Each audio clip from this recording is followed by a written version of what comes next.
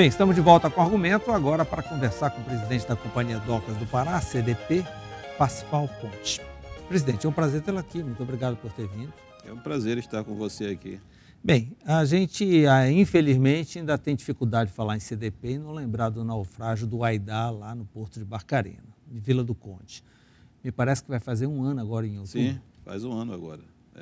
Exatamente um ano que eu faço de CDP, um ano que está o problema do Aidar. Foram um pouco tempo antes que o senhor assumiu e que teve... Eu assumi com cerca de 20 dias que eu havia assumido, houve o naufrágio. Mas a coincidência mais infeliz, na verdade, foi com o administrador do Porto de Vila do Conde, que houve o naufrágio exatamente no dia que ele estava tomando posse no Porto. Eita, não é fácil. Bem, todo esse tempo se passou e aí? Nada foi resolvido, pelo que eu leio, de vez em quando tem um bloqueio aqui e ali, as famílias atingidas não foram indenizadas, o navio não foi resgatado, as carcaças continuam lá dentro do navio e não se tem mais notícia, parece que a coisa foi esquecida, o berço ficou para lá. Na verdade, não foi esquecido. Todos os dias o Aidar causa um prejuízo à CDP. Nós temos um prejuízo mensal. Ele ocupa um berço inteiro? Hoje nós estamos com 2 berços interditados por conta do Aidar. Na verdade, o naufrágio ocupa um berço. Todavia, por conta da aproximação que tem para a atracação, há 2 berços interditados. Nós passamos, aliás, cerca de 8 meses com os 3 berços interditados, que dá um prejuízo à CDP de cerca de R$ 1 milhão por mês. Conseguimos desinterditar um berço e hoje temos 2 interditados e talvez consigamos desinterditar o outro berço, que é o 202, daqui a mais uns 60 dias. Então, na verdade, a CDP tem vivido este último ano em torno do Aidar. Tudo aquilo que nós poderíamos fazer de investimento na CDP está sendo gasto para a contenção do Aidar, para fazer o babysitting, para ninar o Aidar. Nós gastamos cerca aí de 300 a 400 mil por mês para fazer isso, porque não podemos simplesmente deixar o navio lá, que ter uma barreira de contenção rasa, uma barreira de contenção profunda, há que se fazer mergulhos de vez em quando. Pois é, presidente, a gente sabe que isso não é culpa da CDP, a CDP não tem nenhuma conta no cartório do navio ter naufragado. Não é? Correto. Agora, o resgate, esta limpeza, sim, realmente aí já é por conta da CDP. Não tinha seguro o navio? Tem. Por que a seguradora não pagou esse resgate? O que faltou? Na verdade, ali nada seria oficialmente conta da CDP. Tudo aquilo que a CDP despendeu e está despendendo nesse naufrágio será cobrado, né? Já cobramos, inclusive, estamos com uma conta lá na seguradora de cerca de 4,5 milhões de dólares sendo cobrado. Eu pessoalmente entreguei esta conta à seguradora, inclusive na primeira arbitragem. A seguradora perguntou ao armador se o armador aceitaria que se pagasse essa conta à CDP e que se descontasse da apólice. O armador, evidentemente, não aceitou. Nós já estamos numa arbitragem sobre isso. Todavia, nós sabemos que, evidentemente, nós não podemos simplesmente, enquanto empresa, deixar a coisa acontecer.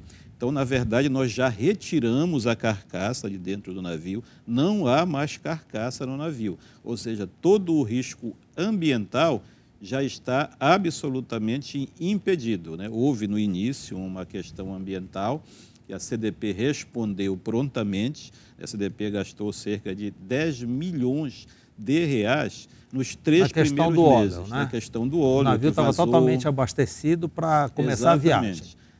O navio estava com 700 mil litros de óleo. Necessário para atravessar o Atlântico. Atravessar o Atlântico. E foram retirados cerca de 670 mil litros, ou seja, o que vazou foi cerca de 30 mil litros. Mas foi retirado da Bahia e da área de contenção cerca de 100 mil litros, porque mistura com a água e dá um volume maior. Cerca de 150 toneladas de feno, imagine o volume disto, embebido em óleo, e aí houve uma providência, talvez, da ocasião, porque grande parte desses 30 mil litros de óleos que vazaram do navio foram absorvidos pelo feno. e nós tivemos que tirar essas 150 toneladas de feno e incinerar ali em Marituba, num forno da empresa Transcidade. Isso foi tudo feito pela CDP, tivemos que fazer a limpeza das praias, a limpeza dos mangues, tudo isso foi feito pela CDP. A retirada de todas as carcaças já foram concluídas, já não foi existe concluída. mais nada sobre não isso. Posso dizer, Bona, que nós não podemos dizer que não existe mais carcaça. Deve ter ali ainda cerca de 400 a 700 carcaças, porque elas já estão numa parte do navio que fica difícil para fazer a retirada sem um enorme perigo dos mergulhadores que fazem essa retirada. Então a CDP achou por bem parar, mas não há mais esse perigo das carcaças vazarem para fora do navio. Elas estão acomodadas numa parte, digamos, hermética do casco do navio. Mas cerca de 80% a 90% das carcaças foram retiradas e foram temporariamente depositadas em valas, que foram inclusive licenciadas para que não houvesse contaminação com o solo. E nós temos que, depois de tudo isso acabar, ainda dar a destinação final a essas carcaças. Mas o importante é que não há mais perigo ambiental, isso está contido. Presidente, para retirar o navio, que é o grande problema agora, tem que retirar para desobstruir o berço, não causar tanto prejuízo. A tecnologia de flutuação, ela é muito cara, não existe no Brasil. E por que não se usa uma tecnologia regional de cortar todo o navio lá embaixo e tirar em pedaços? Problemas, em primeiro lugar, de licenciamento e de legislação. Você cortar o navio vai impedir que o inquérito da Marinha do Brasil seja concluído, por exemplo. Porque isso é um caso inédito praticamente no mundo inteiro. Já naufragaram navios em curso, em alto mar, saindo da barra. Mas um navio naufragar no porto sem nenhuma, aparentemente, sem nenhuma causa, é um fato muito raro. Já aconteceu, evidentemente, mas é um fato muito raro. Então, a legislação, ela obriga que a autoridade marítima estude isso, o que foi que causou isso, para emitir uma norma impedindo, digamos, aquilo que aconteceu. Então, esse é um ponto, por exemplo, que impede de se cortar o navio. Um outro ponto que impede de se cortar o navio é a questão ambiental. Quando nós falamos que retiramos todo o óleo do navio, todo o óleo dos tanques do navio. As máquinas desse navio contêm dentro delas cerca de 20 mil litros de óleo. E nós não temos como tirar o óleo das máquinas, porque as máquinas teriam que ser desmontadas para tal. Ele está lá hermeticamente fechado. Mas se você cortar o navio, corre o perigo de cortar a máquina. Presidente, quanto vale hoje esse navio lá embaixo? Esse navio lá embaixo, onde está, vale pouco mais de $1 milhão, porque é ferro. Você vai vender o navio como ferro velho. Caso haja uma flutuação dele, e esse que é o projeto, é um projeto de flutuação, daí a dificuldade, não há tecnologia no Brasil para a flutuação de um navio desse tamanho. Caso haja, não há nenhuma previsão? Há uma previsão, porém eu já sou cético em fazer previsões para isso, porque quando o navio foi a pique, eu disse que a previsão de resolver a situação seria de cerca de 4 meses. É verdade, 4 meses, você lembra disso. Mas 4 meses em condições normais de temperatura e pressão. Instalou-se uma contenda entre o armador e o Clube de Seguradoras em Londres. E isto eu não sabia que era normal. Um navio, para ser salvado, uma salvatagem, me disse o presidente desse clube, que eles chamam de P&I, o Clube de Seguradoras de Londres, onde as seguradoras vão segurando o navio, porque não há um seguro de tudo. O dono do navio faz com uma seguradora o seguro do óleo, com outro seguro do casco, com outro seguro da máquina, com outro seguro da hélice, com outro seguro da carga. E essas seguradoras se juntam num clube cuja sede é em Londres, que eles chamam de P&I, ou Clube de Seguradoras. Aí se instala uma contenda entre essas seguradoras, quem paga o quê e que preço é, que no mínimo dura 2 anos para se decidir quem vai pagar o quê e quanto. E é isso que está acontecendo. O armador, dono do navio, não recebeu nada da seguradora ainda? Nada, absolutamente nada, até porque a seguradora não paga para o dono do navio, que é o armador. A seguradora paga para as empresas que fazem a salvatagem. Então veio a Mamoete Salvage, que é uma empresa holandesa, retirou o óleo, salvou o óleo. a seguradora paga diretamente para a Mamãe Selvagem. A seguradora pagaria para o armador se o armador tirasse do seu bolso o recurso, fizesse a salvatagem, aí ele receberia. Bem, a previsão é que o poder público brasileiro, no caso, providencie essa retirada. Exatamente. Depois da primeira audiência de arbitragem, que eu vi que aquilo iria se estender por mais tempo, inclusive o próprio presidente da Câmara de Arbitragem me disse isso, ele me falou: presidente, não espere uma solução disso em menos de 24 meses. E ele citou vários exemplos, citou inclusive do Costa Concórdia, que ficou 2 anos para ser retirado na costa da Itália, em plena Europa. E cheguei ao Brasil, conversei com o ministro, já era o ministro da Integração, o ministro Helder Barbalho, e fomos até o ministro dos Transportes, Maurício Quintela, que agora, com esta reforma administrativa do governo federal, a CEP ficou sob a responsabilidade do Ministério dos Transportes. E o ministro dos Transportes cedeu às nossas argumentações e determinou a sua equipe de engenharia que fizesse o projeto de salvatagem para o Ministério dos Transportes licitar e salvar o navio. E, evidentemente, cobrar da seguradora. Sim, e futuramente, quando decorrerem os 24 Exatamente. meses, tentar receber novamente. Mas liberar aí o berço, sim, porque tem fila de navio, não tem, presidente? Há fila de navio para este varejo, digamos, que esse pier, que tem 3 berços, ele seria uma espécie de varejo do Porto de Vila do Conde, porque há outros berços lá que são ocupados pelas empresas que se consolidaram específico lá. Da Albras, específico da Albras, exatamente. E este pier era o nosso varejo. Nós chegamos a ter 3 navios boiadeiros encostados e, ao mesmo tempo, embarcando, ou outro tipo de carga. E hoje só temos um. Então, evidentemente que há essa fila. Mas o mercado de exportação do boi continua. Continua, agora, porém retraído por uma série de questões ambientais. Sim, e econômicas, né? Também, do momento. Exato. E tudo mais. Quais os ensinamentos que ficaram para a CDP deste episódio? Bona, o grande ensinamento que tem que ficar para a CDP, evidentemente, que você não pode evitar tudo. Mas você tem que estar prevenido para o que vier a ocorrer. Então, nós estamos preparando um plano de contingência, em conjunto, inclusive, é importante que se diga, a CDP ela está numa situação financeira tão difícil, a CDP já vinha empatando.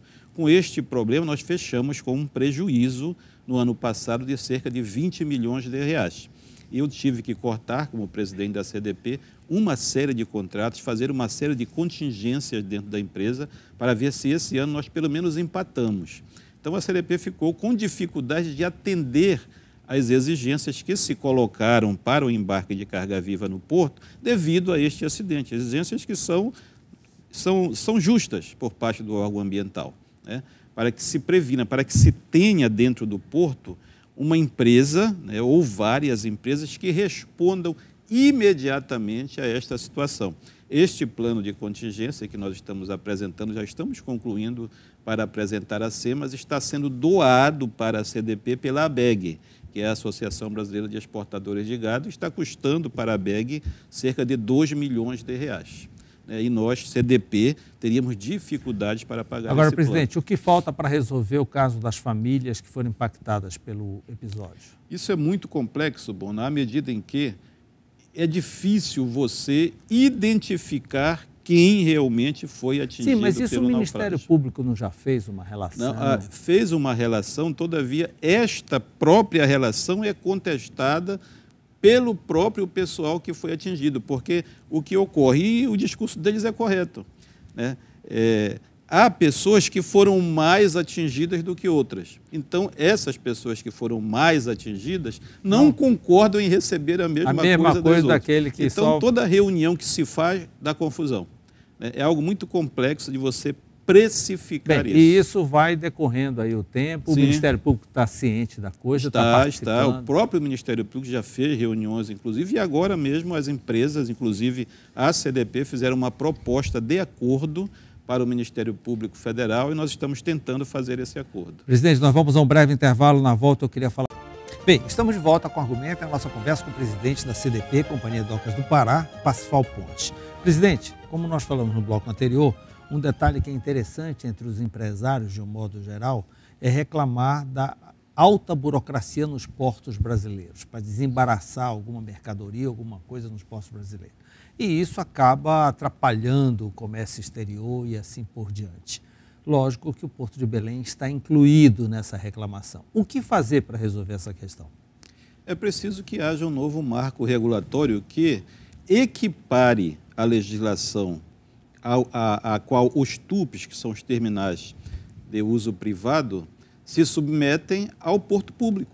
O porto público hoje ele perde a cada dia que passa a carga. Para você ter uma ideia, Bona, por exemplo, o Arco Norte, que é um arco que mais cresce em carga no Brasil, por exemplo, o grão, que hoje é um dado importante isso. Hoje o grão já ultrapassou o minério. Esses portos do Pará e o do Maranhão. Pará, Maranhão e Amapá. Maranhão, Amapá e Rondônia. Também. Rondônia. Então, esses portos, eles crescem e quando você coloca o Maranhão é praticamente só o minério, é só vale. Quando você coloca grão, por exemplo, o nosso crescimento de grão de 2014 para 2015 foi 57% da produção que sai pelos portos do Arco Norte. Quando você fala em Porto de Arco Norte, tirando o minério que sai lá por Itaqui, 80% representa o Pará. Nós temos 8 portos públicos no Pará. E o que acontece? Esses 57% que aumentou de saída de exportação, na verdade não aumentou pelos portos públicos. Todo mundo construiu o seu TUP. A Bung, por exemplo, tem um TUP dela. TUP é um porto privado. É um porto privado que está dentro de uma norma, de uma legislação também, só que sem toda essa burocracia do porto público. A burocracia existe, ela é verdadeira. Eu digo sempre que a burocracia do porto público, e isso é praticamente... É uma legislação nacional. É uma legislação nacional. Ela é igual o Monte Everest. O alpinista, o cara que vai escalar lá o Everest, ele não diz que ele vai escalar o Everest, ele vai atacar o Everest, porque o Everest vai brigar com ele para ele não chegar no topo. Esta é a burocracia brasileira. O empresário, ele briga para conseguir alguma coisa com o poder público vai fazer de tudo para ele não alcançar. O porto público é isso. Para você ter uma ideia, Bona, se alguém me quer alugar uma área da CDP, nós temos área da CDP para alugar. Mas se você quiser me alugar, digamos, ali onde era o Colarinho Branco, que eu recebo todo dia 10 propostas, a CDP recebe todos os dias 10 propostas para alugar aquilo. Leva uns 4 anos para eu fazer esse processo de aluguel. E a mesma coisa acontece no porto. Além de ser mais caro, porque há vários encargos, há estiva, há os arrumadores, há o ógmo, inclusive a MGM que saiu de Belém para ir lá para a Vila do Conde, para trabalhar com container, coloca que Vila do Conde é mais barato. Mas Vila do Conde é mais barato, não o porto de Vila do Conde, o Convicom, que é um concessionário privado que tem lá dentro. Eles estão começando a colocar tudo dentro de container, porque a autorização deles é para container. Então, daqui a pouco, eu estava até brincando outro dia com o diretor da Santos Brasil, que é o Convicom, que qualquer hora eles vão colocar bauxita dentro do container, para ficar mais barato, porque é uma legislação privada que os rege lá. Então, é necessário que o Brasil realmente desregulamente os portos públicos, ou eles vão desaparecer e os TUPs vão tomar conta de tudo. O senhor falou há pouco aí do Colarinho Branco, ali no início da DOCA. Como é que está, em que estágio se encontra o projeto do Porto Futuro, que pegaria toda aquela área para ser reurbanizada com uma nova finalidade? O projeto está em fase de finalização. Já foram feitas audiências públicas. Concluídas as audiências públicas. Já concluídas as audiências públicas, 3 audiências públicas, e evidentemente que essas audiências públicas, elas representam o que a população quer, embora haja a publicação de que vai haver audiência, elas são muito pouco frequentadas. Eu fui a 2 audiências, eu fui a primeira e fui a segunda audiência, não fui a última porque não estava, mas foi um diretor da CDP, e você não vê a população realmente, a classe política participando para opinar, porque as audiências públicas são para isso. E aquele que vai, evidentemente, faz a sua opção, e quem veio pegar esta opção, quem veio pegar as sugestões vai colocar... Agora, presidente, sinceramente, essas opiniões e as objeções que surgem em audiência pública são levadas em conta pelo poder público na hora da feitura, na hora da elaboração do projeto? São levadas em conta, até porque isso consta em ata, né? E, por um acaso, se alguém se interessar ao final, por exemplo, ao final vai sair o projeto do Porto Futuro. Aí, digamos, aí o sindicato, por exemplo, dos guardas portuários, participou de todas as audiências públicas. E ele colocou lá as suas sugestões e as suas objeções. Se ele na ata, né, ver, se ele na conclusão do projeto, ver, por exemplo, que aquilo que teve uma maioria de objeção não foi contemplado, ele pode contestar esse projeto. Por exemplo, uma coisa que teve maioria para não desaparecer foi a parte do porto. Todo mundo concorda no Porto Futuro, né, que haja áreas de revitalização, mas que o Porto de Belém permaneça. Quer que continue um porto lá. Da Doca até o Ver o Rio. Não especificamente aí, né, mas precisa ter um porto, eles colocam com a propriedade de quem trabalha no ramo, que, por exemplo, aí em Belém pode ficar um porto para receber cruzeiros, aí teria que fazer dragagem, porque como está o porto não recebe mais, cabotagem, né? Eles têm uma lógica concreta que é correta do ponto de vista daquele que opera. Eles não concordam que desapareça por completo o porto. E qual é o cronograma? Elaborado esse projeto e aí? Elaborado o projeto, a CEP ou qualquer coisa que venha substituir a CEP, porque ainda não está claro como vai ficar a estrutura da Secretaria Especial de Portos. Há um desejo muito grande da classe, das autoridades portuárias e até mesmo daqueles que operam também, os empresários, que a CEP ficasse independente do Ministério dos Transportes. Não um ministério, mas uma secretaria independente. Ligada direto à presidência da República. Porque o Ministério dos Transportes tem uma cabeça de rodovia. No momento em que a CEP vai ali para dentro, ela vai desaparecer, e eu concordo com isso. O Ministério dos Transportes, neurologicamente, só trata de rodovia.